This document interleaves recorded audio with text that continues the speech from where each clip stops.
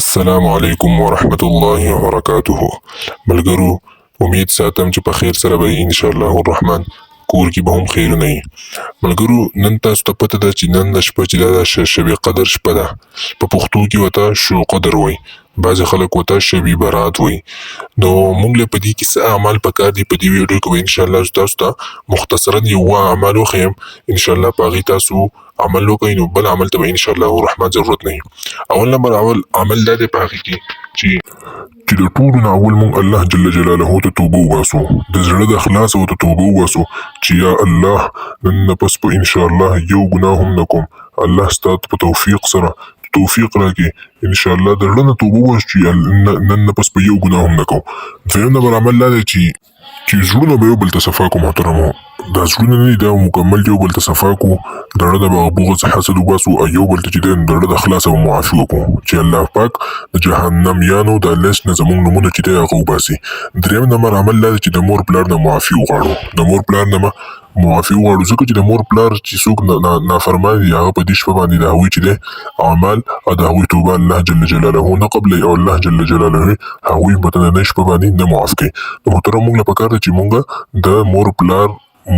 نه معافي وغواړو او د هغوی سم خدمت په نننۍ شپه وکړو. څلورم نمبر عمل دا دی چې دا بس یو عمل دی، نبي علیه صلات وسلام په دې شپه چې دی نو داسې اورېدلی شوي چې نبي علیه صلات وسلام به په دې شپه شب برات یعنې شو قدر په نننۍ شپه باندې به نبي علیه صلات وسلام قبرستان ته به تشریف وړو، قبرستان ته به تلو، چکر به یې وهو. نو که کېږي ستاسو نه نو تاسو هم قبرستان ته لاړ شئ، سنت نبوي به ژوند شي او انشاءالله الله جل جلاله به تاسو له په دې باندې اجر درکړي. محترمو، پنځم نمبر عمل دا دی چې مونږ د درود شریف او د تلاوت قرآن پاک د دې لږ اهتمام وکړو، کم از کم 2 سپارې وکړو، 3 وکړو، او بیا کوم د حفاظو قاریانو دپاره هغو چې دی کم از کم هغو چې یوه سپارې نه خو بیخي په کمه ونه کړي، او عوام که یوه نشي کولی نیمه سپارې دې وکړي، نیمه نشي پاو دي یو پاو دې وکړي، یو 2 رکو دې ووایي، یو رکو دې ووایي، او دې سره دې محترمو ذکر دې وکړي او استغفار دې وایي، درود شریف اهتمام دې وکړي، او چې څومره هم ذکر کولی شي سبحان الله الحمدلله لا اله الا الله والله اکبر استغفر الله، ټول اذکار دې ماشاءالله تاسو ته پته دا ټول چې څومره هم وي لږ لږ دې وکړي، 50 پیرې دې وایي، سل پیرې دې سبحان الله الحمدلله الله اکبر، بس چې څومره وس کېږي همره لږ ورته کې درود شریف او استغفار ډېر ووایو. او شپږم نمبر عمل دا دی محترمو چې مونږ د نوافلو اهتمام وکړو، کم از کم د ماښام لمانځه نه بعد 2 رکعت نفل، ماسپښین لمانځه نه بعد 2 رکعت نفل وکړو، سهار کوشش وکړو تهجد له پاسو،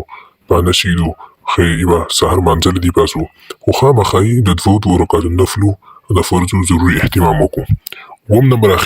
نمبر او اخیرنی عمل محترمو هغه دا دی که تاسو سبا او بله ورځ روژه نیوی شئ نو چې دا ونیسو، سبا او بله ورځ خامخا یې دا روژه ونیسو، نو انشاءالله الله به جل جلاله به زموږ ټول کال ښایسته کړي.